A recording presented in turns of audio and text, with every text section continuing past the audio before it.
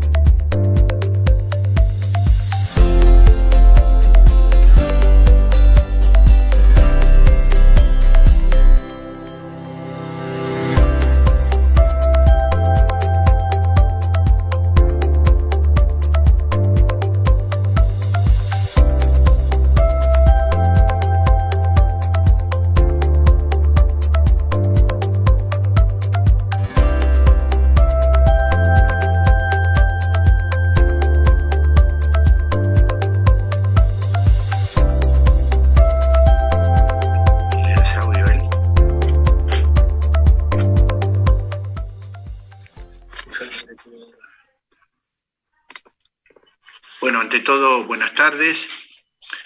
Agradecerles nuevamente la presencia, el poder compartir hoy con Alejandro Katz una nueva charla del ciclo de Aprender Derechos, en este caso, escenarios posibles a nivel global.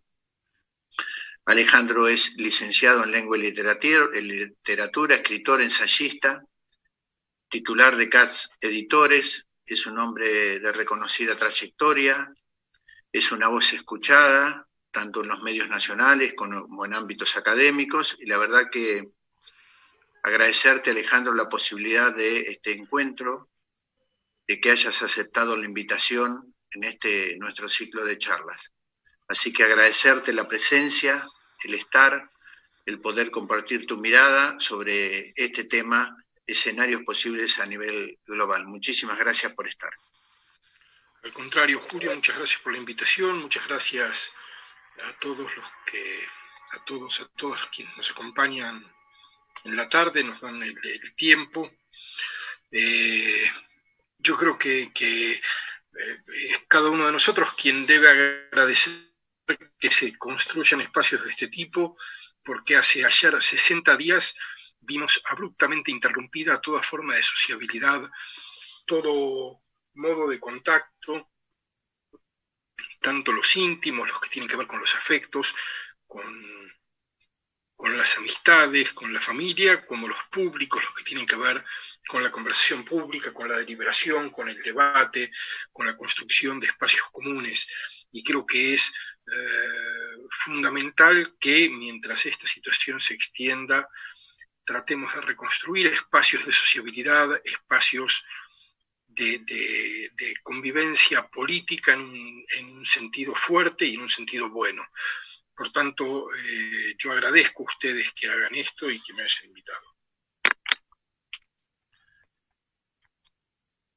Preparándome para el encuentro de hoy y consultando notas de trabajos míos anteriores para tratar de ver qué es lo que yo había pensado sobre el futuro hace una eternidad, que fue en enero pasado, por ejemplo,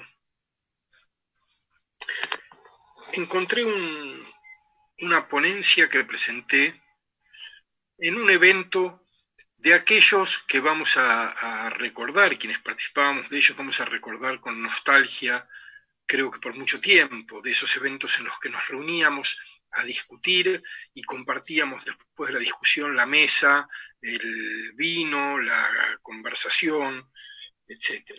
Era un evento que organizaba la Embajada de Francia en la costa, que se llamaba la Noche de las Ideas, una ocurrencia que había tenido el Ministerio de Cultura francés y que había comenzado en París y que se fue extendiendo por el mundo de la mano de las consejerías culturales de Francia, y que tenía como característica hacerse simultáneamente en todos los sitios. Pero claro, enero en Buenos Aires era pleno verano y tenía poco interés hacerlo aquí, y comenzaron a hacerlo en Ostende. Y entonces durante varios años nos invitaron a un grupo de académicos, de escritores, pero también de artistas, a compartir unos días en Ostende y discutir sobre determinados temas. La ponencia que yo presenté en enero pasado, que partía de preguntas sobre el futuro común, porque era el tema que yo estaba tratando de indagar en ese momento, que estoy tratando de indagar desde hace mucho tiempo y también ahora, partía de una afirmación que parecía muy razonable. Los cambios de época no ocurren en un momento determinado. Ni la Revolución Rusa ni la caída del muro de Berlín implicaron un cambio de época, porque las épocas tienen diferentes esferas de actividad, diferentes esferas de subjetividad, y no todas ellas cambian al mismo tiempo, aunque haya algún acontecimiento radical, como la Revolución Francesa, que podría hacernos pensar que todo va a ser diferente a partir de ese hecho.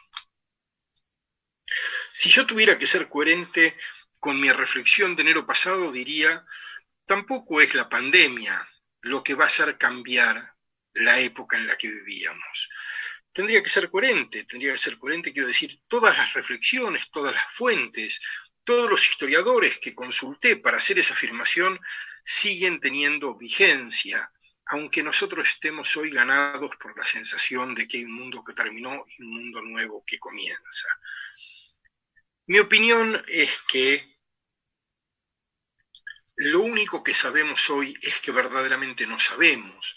Estamos en un escenario profundamente disruptivo. Los escenarios disruptivos son aquellos en los que las trayectorias ni se aceleran ni se ralentizan, sino que cambian de dirección y no sabemos hacia dónde puede cambiar. Pero asumiendo que no sabemos, podemos hacer algunas hipótesis.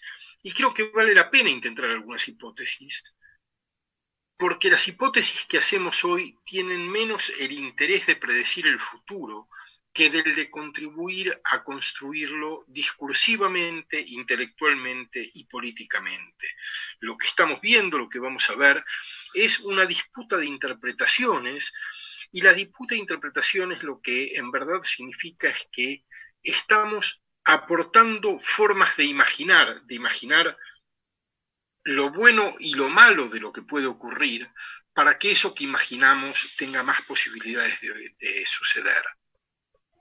Y naturalmente es una disputa política. Vamos a imaginar cosas de las que querremos prevenirnos, vamos a imaginar cosas que querremos que ocurran, y lo que algunos imaginemos va a estar en contradicción con lo que imaginan otros. Yo voy a contarles qué es lo que yo pienso como alternativas para el futuro de mediano plazo. Y antes de contarles lo que yo pienso, quiero hacer un pedido y una confesión, que son, el pedido y la confesión es el mismo y es el siguiente. Estoy hablando ante un grupo reducido de gente particularmente interesada en la política en general y en la política de nuestro país en particular. Y por tanto me siento habilitado, me siento en confianza, aunque no nos conocemos, para reflexionar con una honestidad que no disimule mi escepticismo y mi preocupación. Yo no haría esta misma reflexión ante un auditorio al que no le atribuya la voluntad de capturar mi intervención para darle otros sentidos, para hacerla productiva y no para que se convierta simplemente en un estado de ánimo. Creo que puedo hacerlo con ustedes, pero eso también es un modo de advertir que lo que voy a decir es francamente muy escéptico, muy desilusionado. Yo creo que una crisis como la que estamos viviendo lo que va a hacer es catalizar, acelerar, reforzar tendencias que estaban ocurriendo. Que la crisis tenga una capacidad disruptiva no significa que lo que ocurra mañana ocurra en una tabula rasa, en un terreno absolutamente nuevo sobre el que no había nada. Lo que va a ocurrir mañana va a ocurrir sobre lo que éramos y sobre lo que estábamos siendo. Y yo veo lo que estábamos siendo de modos un poco trágicos, al menos en relación con valores que a mí me importan. Y voy a decir cuáles son esos valores para que se entienda por qué mi impresión es que lo que va a ocurrir va a ser muy difícil de sobrellevar para todos nosotros. Esos valores son naturalmente los de una democracia robusta, los de una democracia deliberativa, los de una sociedad igualitaria como ambición un poco lejana y frustrada si se quiere, pero no por eso menos intensa. Valores que tienen que ver con una sociedad, con una cultura menos mercantilizada y con una convivencia más fundada en conductas menos predatorias que las que hemos tenido, no solo en la construcción de las sociedades humanas, sino también de nuestra relación con el planeta en el que habitamos. Es una enunciación muy sencilla pero clara. Yo creo que todo eso estaba muy en crisis y que va a estar más en crisis después de la pandemia. Yo creo que nosotros hemos sido testigos, hemos sido protagonistas de un mundo que, puesto en perspectiva histórica, ha sido una anomalía en la historia de las civilizaciones humanas. Voy a dar algunos rasgos de los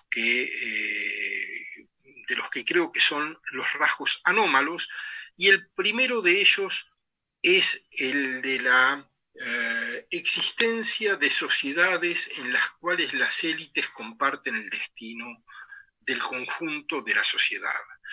Esto que para nosotros fue habitual, fue normal, diría, fue lo común y lo deseable, es extraordinariamente anómalo, es extraordinariamente excepcional en la larga historia de todas las sociedades y de todas las culturas que han habitado en nuestra tierra.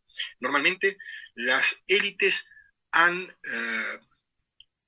tenido destinos radicalmente indiferentes respecto del destino de la gente común.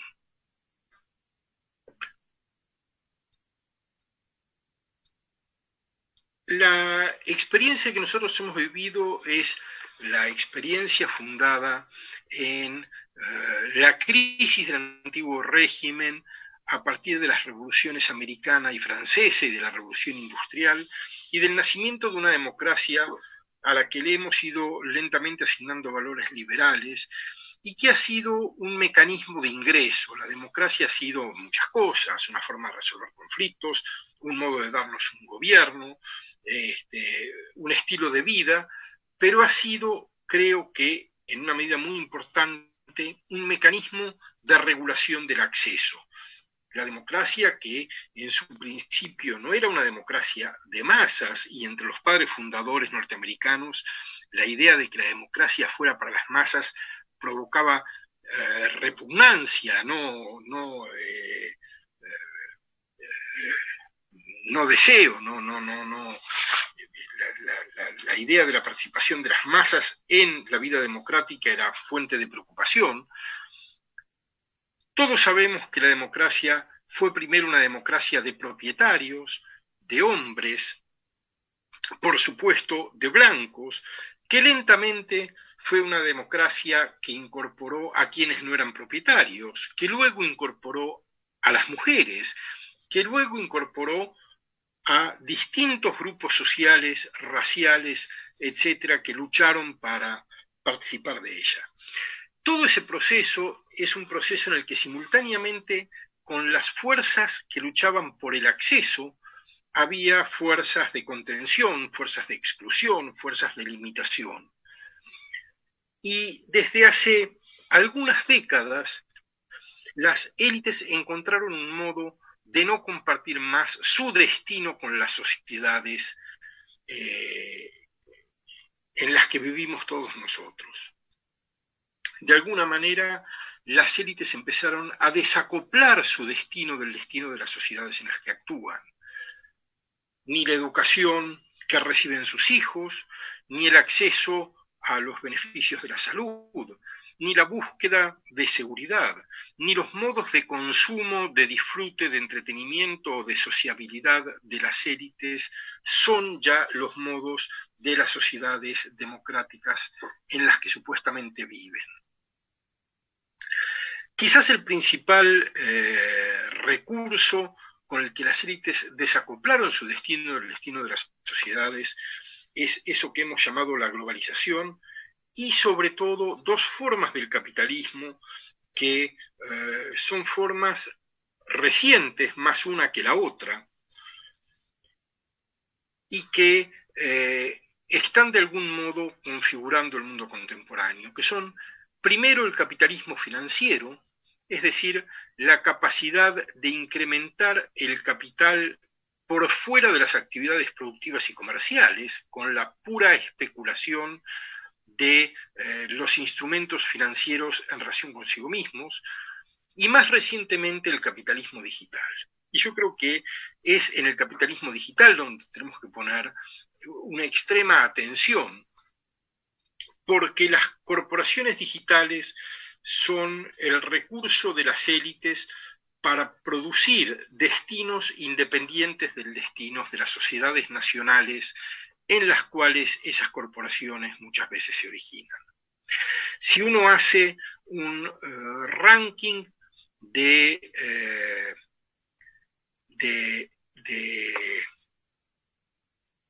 valor económico, las posiciones 17, 18 y 19 del ordenamiento de los países por su Producto Bruto corresponde a 4 corporaciones digitales. Es decir, el valor patrimonial de las 4 corporaciones digitales más grandes es superior al de cualquier país de la Tierra, salvo 16 países.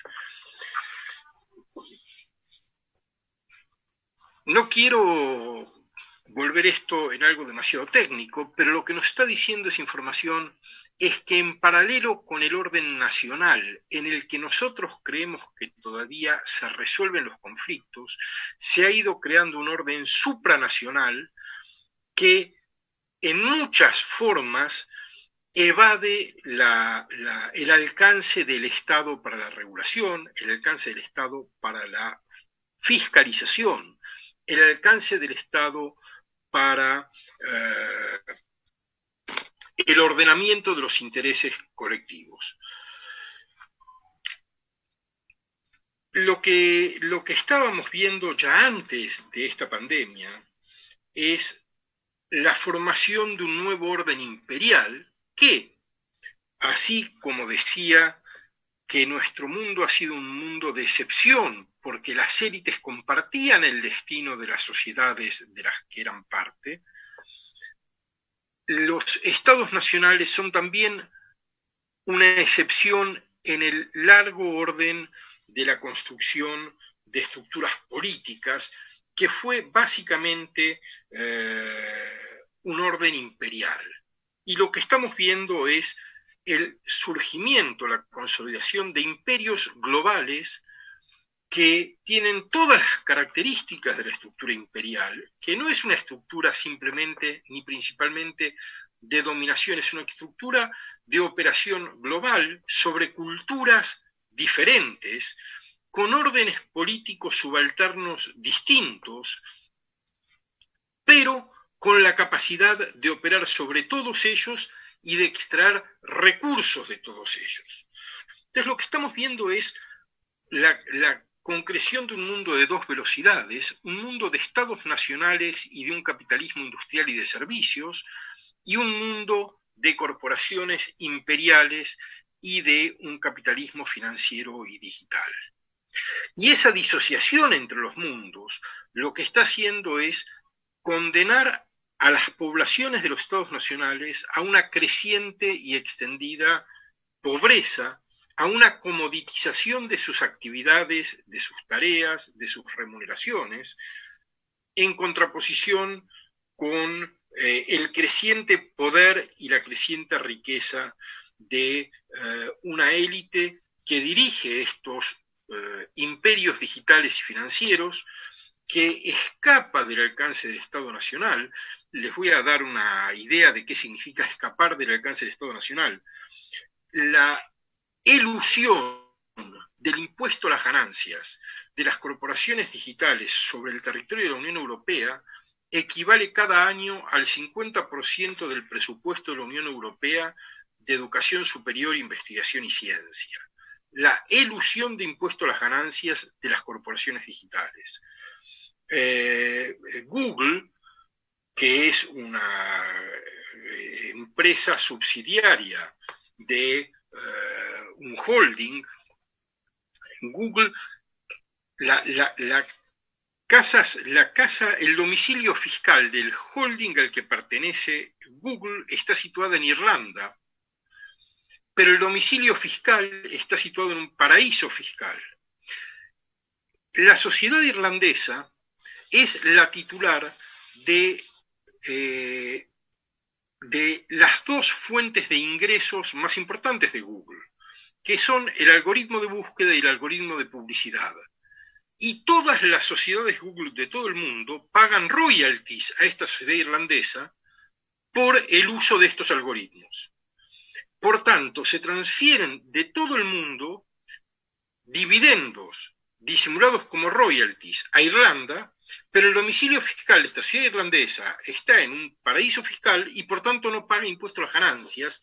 Hay una extracción de recursos que se hace de la actividad de todos nosotros, en todo el mundo, en todo momento, y que no aporta al sostenimiento de los estados nacionales y de las poblaciones de los estados que transfieren esos recursos. Hay una lógica extractiva a partir de los datos, una lógica extractiva de sociedades que capturan rentas sin aportar impositivamente, pero que capturan rentas a partir de inversiones que no han hecho, inversiones en infraestructuras tecnológicas, inversiones en la educación que permite que los públicos usuarios puedan ser proveedores de rentas, etc. Entonces, este era, en mi opinión, cuando yo trataba de entender qué era lo que estaba ocurriendo, este era el proceso en el que estábamos ya seriamente implicados.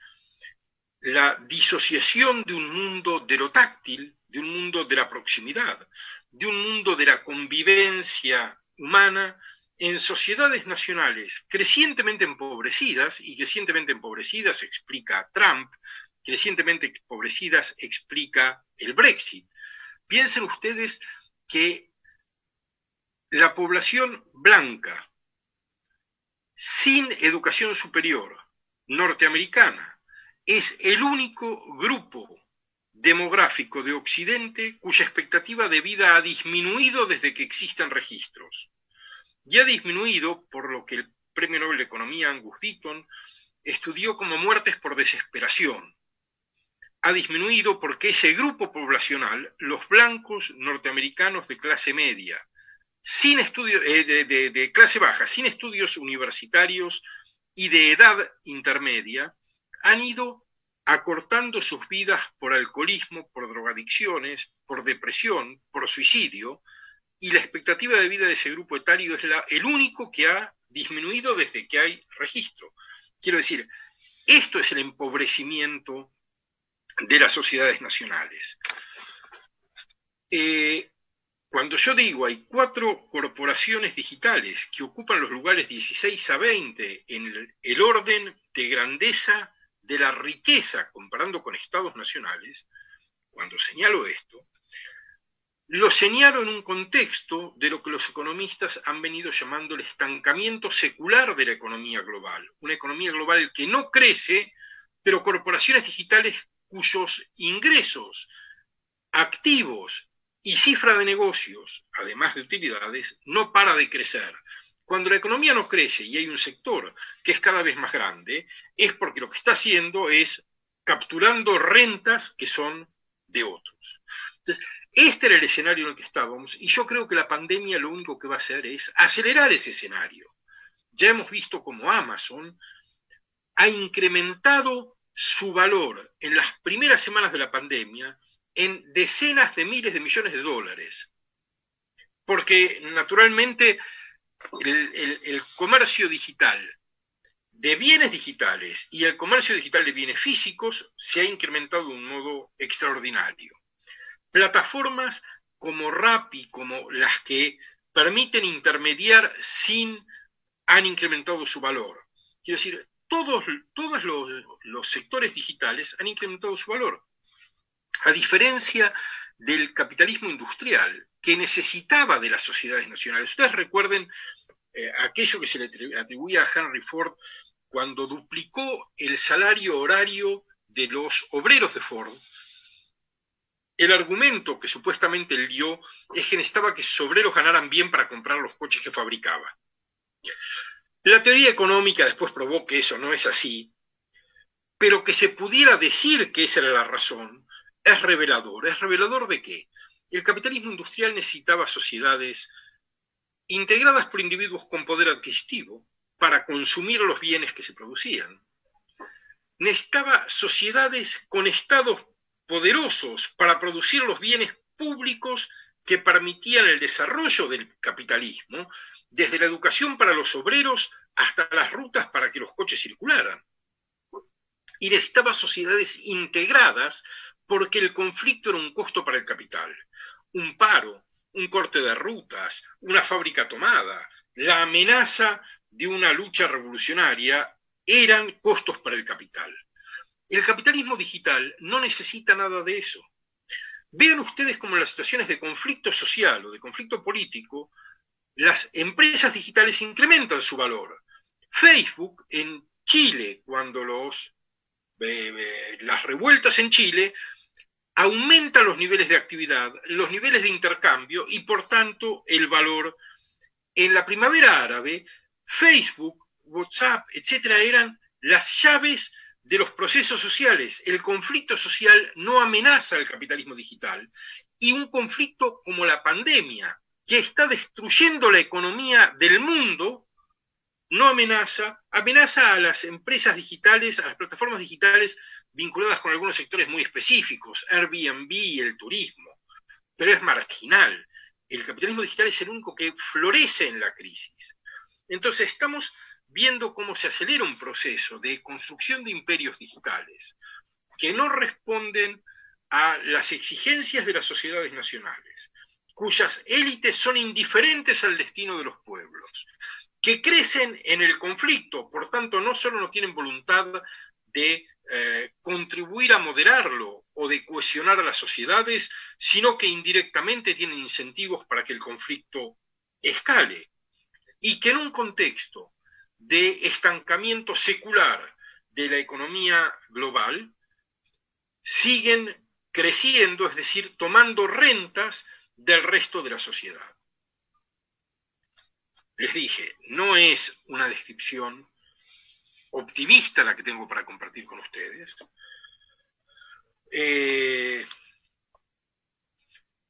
No creo que estemos necesariamente condenados a que esto sea así, pero creo que si no orientamos la política a refrenar estas tendencias, las consecuencias van a ser calamitosas. El único gobierno, hasta donde yo entiendo, que ha intentado hasta ahora empezar a levantar algunos cortafuegos a este proceso con una descripción bastante clara de lo que ocurre, es el gobierno francés, que insiste en impuestos a las empresas digitales, las corporaciones digitales, que está limitando el desarrollo de esas corporaciones en Francia y mucho más en el momento de la pandemia, etcétera, pero no es el consenso ni siquiera europeo, que es por la tradición política, por la tradición cultural, y porque además las plataformas digitales básicamente no son de capital europeo, es el contexto que mejor podría oponerse, y hay discusiones fuertes, pero no hay soluciones fuertes.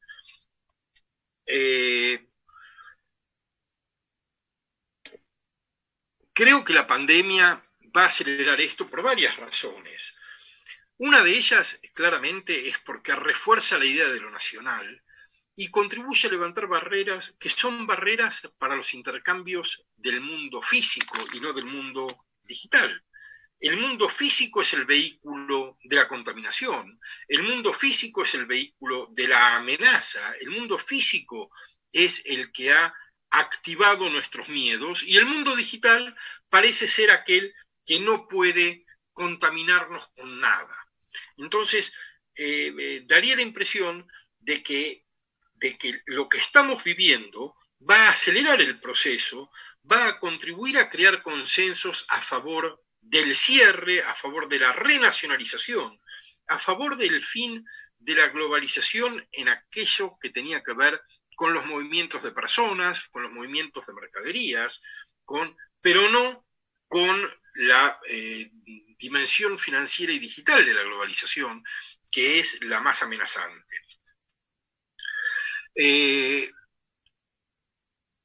La renacionalización que seguramente va a empezar a producirse o va a acelerarse, porque es más que empezar a producirse, el Brexit estaba en marcha antes de la pandemia y el discurso nacionalista de Trump estaba en marcha antes de la pandemia.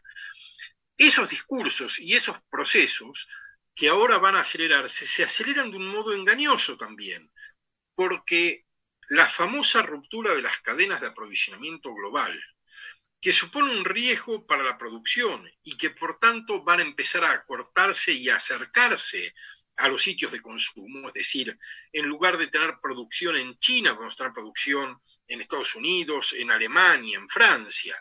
Lo que tanto se ha dicho, no puede ser que dependamos de los barbijos chinos cuando tenemos un problema sanitario en Italia.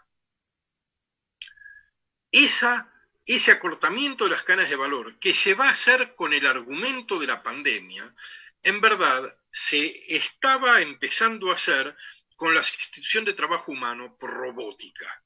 El contexto de la inteligencia artificial y la Big Data, que va a permitir sustituir el trabajo humano, es lo que permite renacionalizar la industria. Pero es la renacionalización de una industria sin o con menos trabajo humano en los próximos años. Es decir, que incluso en los procesos que terminan en productos físicos, los componentes digitales van a ser crecientemente importantes. Esto plantea desafíos muy serios a la política, muy serios a los estados nacionales, y hay que empezar a imaginar respuestas. El sábado o el domingo del sábado, creo que fue pasado, se publicó en el diario The Guardian una declaración de un grupo de 600 académicos e intelectuales de todo el mundo, muy fuerte, muy fuerte, acerca de lo que está ocurriendo.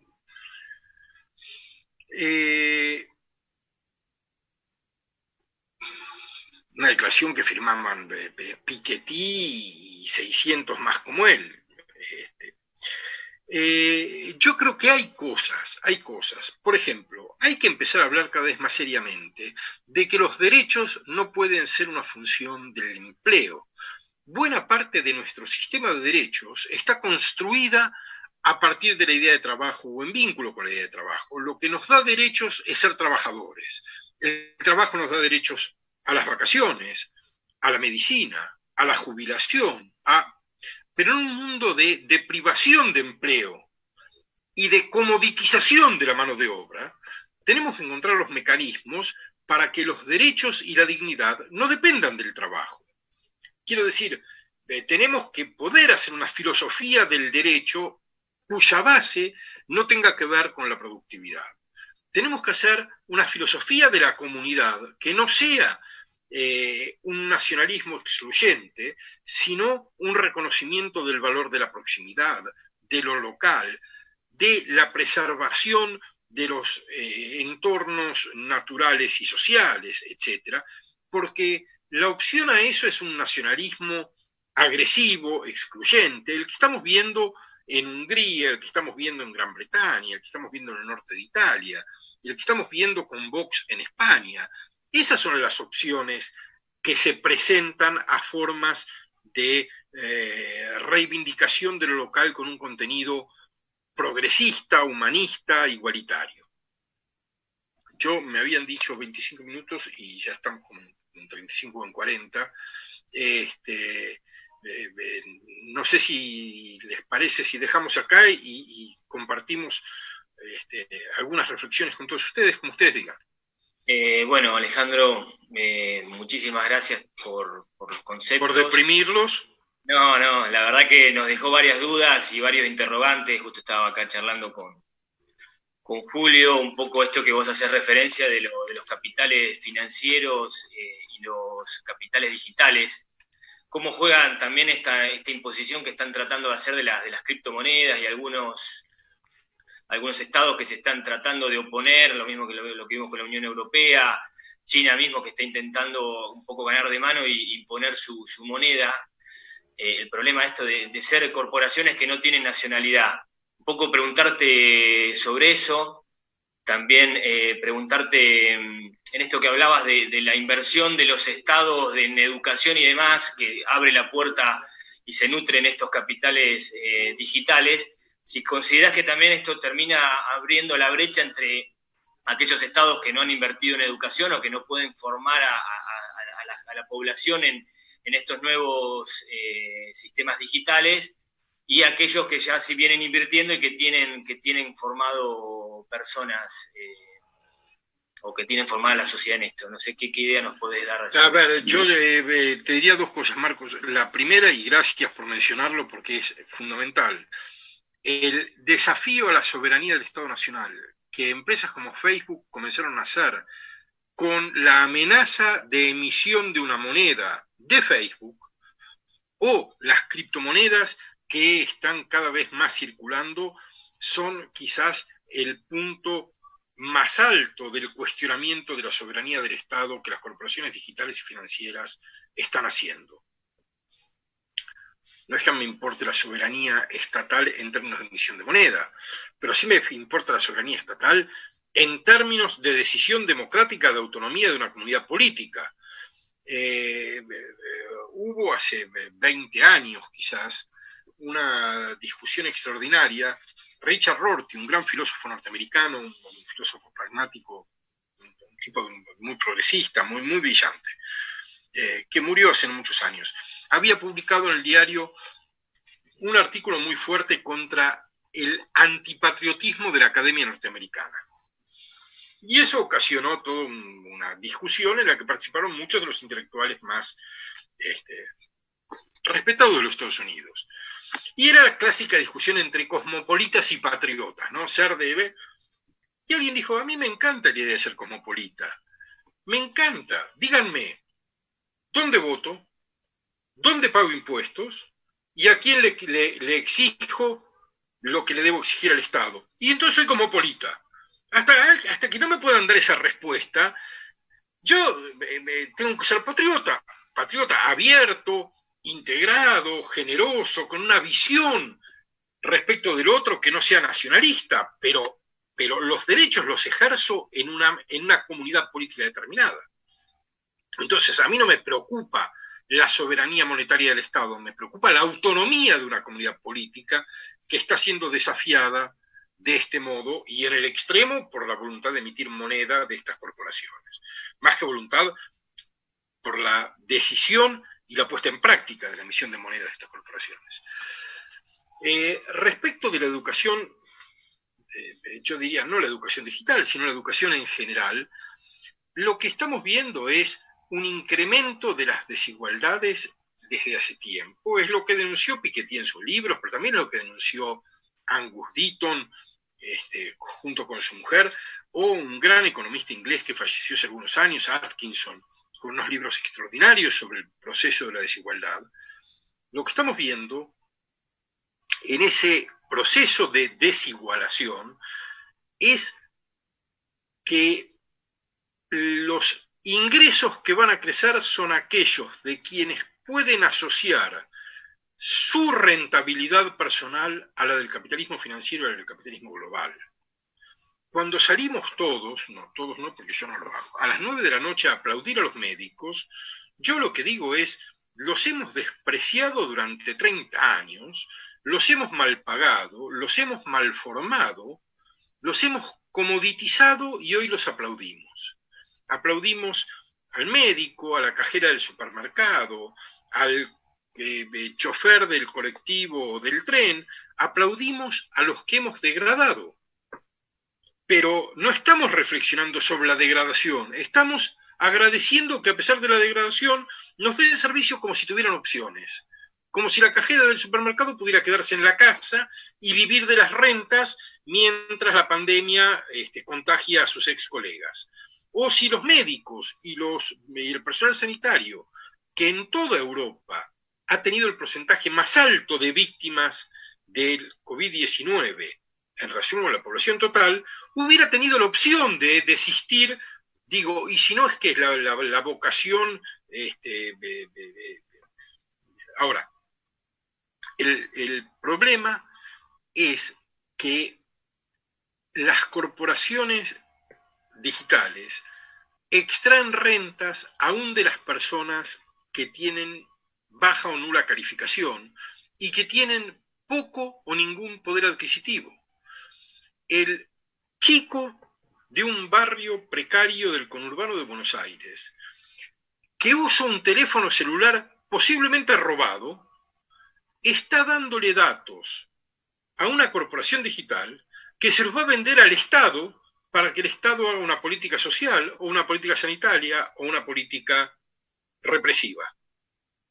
Entonces, aún sin ninguna formación, sin ninguna capacitación, sin ninguna expertise de nada, esas poblaciones empobrecidas son poblaciones de las que se extraen rentas. Pero son poblaciones que no pueden participar del proceso de rentabilización de los datos. A diferencia de las poblaciones de mayores habilidades que pueden encontrar las formas de participar de la producción de valor y de la captura de las rentas. Entonces, lo que vamos a ver en ciudades como la nuestra, en ciudades como las latinoamericanas, es cada vez más extracción de rentas a cambio de tareas crecientemente comoditizadas, es decir, comoditizadas en el sentido muy técnico de una mercancía cuyo precio tiende a su costo, es decir, ingresos que van a servir para la reproducción de la vida biológica y para muy poco más. Entonces estamos haciendo sociedades en las cuales hay una élite desacoplada de la sociedad nacional, cuya educación, cuya salud, cuyos lugares de recreación, etcétera, no tienen nada. Aunque el sistema educativo nacional se hunda, ellos van a tener hijos que van a ir a las mejores universidades del mundo, que van a ser parte de una élite global, etcétera. Aunque la salud nacional, y no solo la salud pública, también la salud privada, se degrade, van a tener acceso a medicina, aun cuando la seguridad sea una catástrofe, van a tener su propia seguridad, y si los sistemas de producción de electricidad nacionales no funcionan, van a tener sus generadores en sus edificios, es decir, desacoplan su destino del de la sociedad, vamos a tener en paralelo con eso unas clases de servicios para estas élites globales, abogados, ingenieros de ciertos sectores, que van a vender sus servicios y van a participar subsidiariamente de los privilegios, y vamos a tener sociedades nacionales cada vez más pobres, con empresas cada vez más degradadas, con estados que van a hacer una taxación, una fiscalidad de la pobreza y de la mediocridad, como lo estamos viendo en toda América Latina desde hace años. Digo, los estados administran una masa inmensa de recursos, pero que son los recursos marginales de una economía que tiene buena parte de los recursos por fuera de la fiscalidad estatal. Muy, muy interesante, Alejandro. Agradecerle a todos los presentes, a todos aquellos que nos vienen acompañando en el ciclo de charlas que estamos haciendo de la asociación. Comentarle que, bueno, que aquel que quiera hacer alguna pregunta a Alejandro, lo pueden hacer directamente por el chat privado, o pedir la palabra y se les va también a dar la palabra para que puedan directamente hacerle la pregunta a Alejandro. Estamos transmitiendo también en vivo por Facebook, también nos están llegando preguntas por Facebook. Así que, bueno, agradecerle a todos y, bueno, un poco darle la palabra a Julio, que quería hacer una pregunta, Alejandro.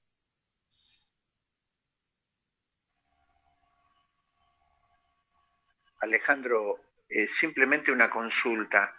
En tu análisis vos planteás el capitalismo digital y uno podría visualizar que se profundizará aún más la brecha entre los países subdesarrollados y los países desarrollados. Esta es la pregunta, digamos, el escenario que viene en términos globales, ¿el capitalismo digital ampliará aún más la brecha? No podría darte una respuesta muy precisa, Julio. Hay estudios, eso lo muestra un economista muy brillante que se llama Branko Milanovic. Ha dedicado un tipo que viene, los nombres que menciono no son los de economistas contestatarios trotskistas, son todos del mainstream, ¿no? Son todos de las grandes universidades norteamericanas, etc. Milanovic fue economista jefe del Banco Mundial, no es un tipo que viene de una izquierda marginal. Él estudió el proceso de desigualdad y él vio una cosa muy interesante, y es el achicamiento de la desigualdad entre países y el incremento de la desigualdad adentro de los países. En el proceso de la globalización, la distancia entre los ingresos de Asia y de Europa se redujo, pero adentro de los países europeos y de los países asiáticos, la brecha aumentó. Tomemos el caso de China, si ustedes quieren. China, el ingreso medio, hoy, yo no podría así de memoria dar los valores, pero hoy el ingreso medio chino es una fracción menor de lo que era respecto al ingreso medio europeo hace 20 o 30 años. Pero adentro de la China hay sectores de una riqueza inmensa y sectores inmensamente pobres. Es decir, adentro de China la desigualdad aumenta, entre China y Europa o entre China y Estados Unidos se reduce. Digo esto porque a mí me parece que la vieja división entre subdesarrollo y desarrollo no está dando cuenta de cómo se capturan rentas o se pierden oportunidades en este proceso. Yo creo que buena parte de Asia, una parte de Asia de Extremo Oriente va a capturar ventajas de este proceso. Corea del Sur, sin duda. La zona costera de la China, no el interior de la China. Japón eventualmente, a pesar de que el estancamiento de Japón lleva ya décadas, no ha perdido posición relativa en términos de ingresos y en términos de renta. Entonces, no sé muy bien si creo, por ejemplo, que ver América Latina es más interesante que ver subdesarrollo-desarrollo. América Latina está claramente perdiendo posiciones y perdiendo el tren sistemáticamente, con algunas excepciones, al menos hasta ahora, pero la tendencia es muy clara. Yo no sé si hoy hay un conjunto de países, no podría con certeza darte una respuesta. Ahora, creo, y esto me parece que es casi evidente, estamos en un proceso de producción de desigualdad que va a separar cada vez más a algunos países de otros y a parte de la población de unos países respecto de otra parte, y eso en todos lados. La preocupación por la pobreza en Alemania es una preocupación que ha llegado al corazón del Estado. Claro, no es la pobreza que hay en el conurbano bonaerense, pero es la pobreza relativa en términos alemanes y es muy preocupante. En Gran Bretaña se creó una comisión para estudiar el problema de la movilidad social porque se detuvo el ascensor de la movilidad social en Gran Bretaña y eso es percibido como una amenaza a la cohesión social, a la ausencia de conflictos intensos, etc. Les digo, son problemas que están siendo, y ustedes todos conocen el tema de los gilets jaunes en Francia. Los chalecos amarillos de Francia no son los hijos de los inmigrantes del Magreb, son franceses, son los sectores medios bajos franceses, son franceses blancos de hijos de franceses de los últimos 600 años. Digo, son los tipos que nacieron con la Catedral de Notre Dame a la francesicidad. Y esos son los que estaban tomando las rotondas en las rutas en Francia. Quiero decir, las tensiones de desigualdad están creciendo en todos lados. Alejandro, preguntarte un poco en base a lo que decías, ¿cómo ves los liderazgos a nivel mundial? Hemos visto de todo, hemos visto casos como Bolsonaro o mismo Trump, quizás del otro extremo, Merkel, quizás más cercano a una realidad. ¿Cómo ves y cómo también esto de la falta de liderazgo, cómo ayuda a estas desigualdades que estás planteando? Efectivamente, ya lo dijiste, tenemos casos como Trump y Bolsonaro también como Johnson. Johnson cambió la decisión de política en la pandemia tardíamente y con una consecuencia espantosa para la sociedad británica, para la economía británica y para él mismo, que se la pasó en una terapia intensiva. Yo creo que estamos viendo liderazgos nocivos, liderazgos tóxicos. Y creo que vamos a ver cada vez más liderazgos tóxicos porque la reacción al empobrecimiento y el empobrecimiento que va a producirse después de esta crisis es inmenso. La reacción a la amenaza y al miedo, y el miedo que esto está provocando es muy intenso, etc. Todo eso son el caldo de cultivo para los liderazgos tóxicos, carismáticos, confrontativos, nacionalistas, etc. Naturalmente, yo admiro mucho a Merkel, pero hay que decir que el liderazgo de Merkel es un liderazgo extremadamente bien visto fuera del espacio europeo, extremadamente bien visto en una parte importante de Alemania y extremadamente mal visto en el resto de Europa, sobre todo en la Europa del Sur, porque tanto en la crisis de 2008 como ahora, Alemania ha sido el obstáculo para la solidaridad europea que Italia, España, Portugal en 2007 o Grecia estaban esperando. Es decir, ha sido un factor de agudización de la política fiscalista alemana. Entonces yo le tengo una gran admiración, pero no deja, si uno le dice a un español que bien Merkel, bueno, te mira con mala cara. España quería un bono europeo. España no quiere hacerse cargo de que la crisis que hubo en Madrid o Italia, de que la crisis que hubo en Lombardía son responsabilidad de unos españoles displicentes. Y tampoco quiere hacerse cargo de que si Europa va a caer un 6 o un 7%, España va a caer un 9 o un 10%, entre otras razones porque el turismo se va a hundir y el turismo era lo que los alemanes y los británicos llevaban a las plazas españolas. Entonces quiere una solidaridad europea que no le están dando, en buena medida porque Alemania se ha opuesto. Y Alejandro, yendo al plano local, ¿Considerás que la pandemia y la cuarentena sirvió para consolidar la figura de Alberto Fernández en el plano político? ¿Y cómo consideras que él está dentro de la coalición gobernante, dentro de las distintas posturas? Esto lo llevó a un poco consolidarse como su figura, ya que había venido de una elección un poco designado no por él, sino un poco por las segundas, y esto lo llevó a consolidar su figura. Bueno, a ver, esto ya no lo digo yo, son encuestas más o menos serias que lo dicen. La figura de Alberto creció mucho por la gestión de la crisis, pero yo no sé si ese crecimiento se va a traducir en votos propios y en poder interno. Yo creo que Alberto hubiera tenido más chances de consolidar su poder interno sin esta crisis. Creo que él había iniciado la búsqueda de una ampliación de su alianza, interpelando a sectores medios urbanos con los que hubiera querido sustituir el voto del conurbano que le aporta Cristina. Y creo que en los dos discursos importantes, en el discurso de Asunción y en el discurso del 1 de marzo, hizo muchos gestos orientados a ese público, tratando de armar una transversalidad política para depender menos del voto kirchnerista duro.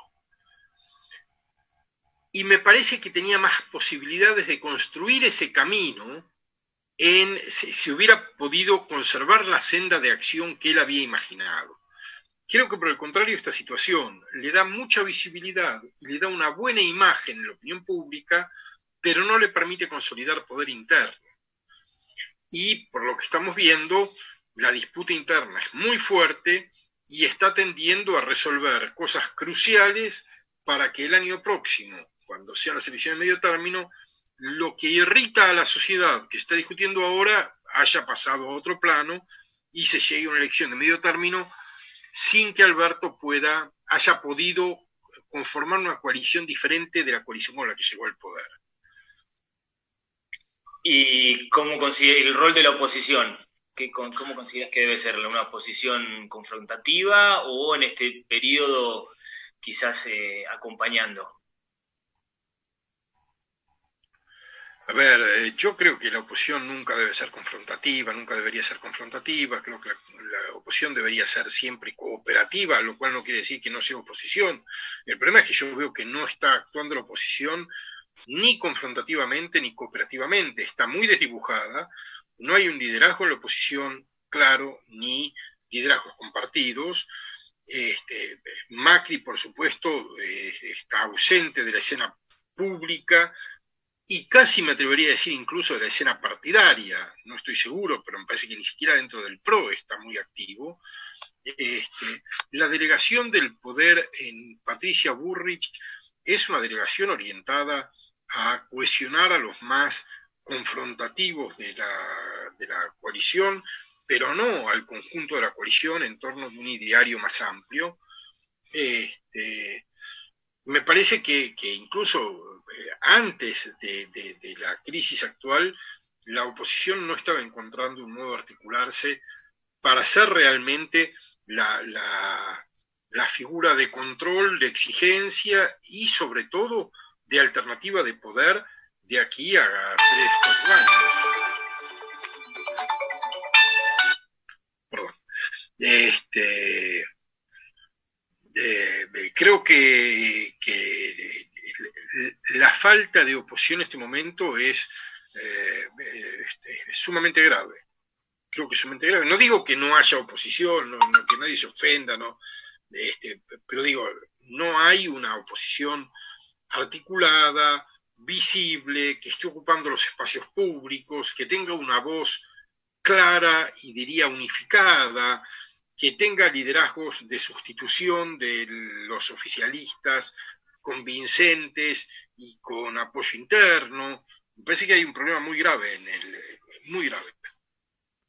Y Alejandro, también sumado a la relación regional con Brasil. Obviamente Brasil, la situación particular que está pasando con Bolsonaro, e inclusive la relación Bolsonaro-Fernández, medio de esta que hubo una ida y vuelta, también eso nos va a influenciar, ¿no? Nos va a influir, mejor dicho, en la situación argentina. ¿Cómo lo ves? Bueno, sin duda el deterioro de la relación con Brasil le va a hacer mal a la economía argentina, pero yo creo que peor le va a hacer a la economía argentina y a la sociedad argentina no tener un proyecto de desarrollo sostenible de mediano y de largo plazo que permita salir de la alternancia entre, para decirlo rápidamente, el mercado internismo, que cíclicamente lleva al estrangulamiento externo, y el agroexportadorismo que lleva a crisis sociales. La incapacidad de articular un proyecto de desarrollo, como dicen Pablo Garchunov y Martín Rapetti, ¿no? Una coalición proexportadora que permita resolver el conflicto distributivo entre un tipo de cambio de sustentabilidad social y un tipo de cambio de sustentabilidad económica, que lleva de una crisis a otra, de una crisis social a una crisis económica, de una crisis social a una crisis económica recurrentemente, sin un modelo de largo plazo que sea básicamente consensuado. Creo que hasta que no se pueda resolver ese nudo que Rapetti y Garchunov estudiaron bastante bien, yo no veo cómo salir de esto. Bueno, ya para ir cerrando, Alejandro, agradecerte, muy, muy buena la charla, agradecerle a todos los presentes, invitarlos a que nos sigan acompañando en las charlas futuras. Por lo pronto, el día viernes a las 18 horas vamos a contar con Manuel Paz, un poco una charla quizás algo más distendida, hablando de arte y también de la situación actual. Bueno, agradecerte, abrir el micrófono a todos los presentes para que te brinden un aplauso. También dejarte un espacio, Alejandro, para darle un cierre, si querés comentar algo, y desde ya, bueno, volver a hacer extensivo el saludo. Nada, una vez más les agradezco mucho la invitación, espero no haber sido muy, muy pesimista, creo que es un diagnóstico que cuenta con sustento empírico y teórico bastante cierto, pero creo que ese diagnóstico debería producir no depresión, sino una imaginación política, una visión política y una acción política que contribuya a mitigar los efectos negativos de tendencias que para mí son muy preocupantes. Les agradezco muchísimo la compañía esta tarde. Bueno, muchas gracias, Alejandro, nos ha dejado muchísimo para pensar, así que abrir todos los micrófonos para que te brinden un fuerte aplauso y muchísimas gracias. A ustedes. Muy bien, muy bien, muy bien, muy bien.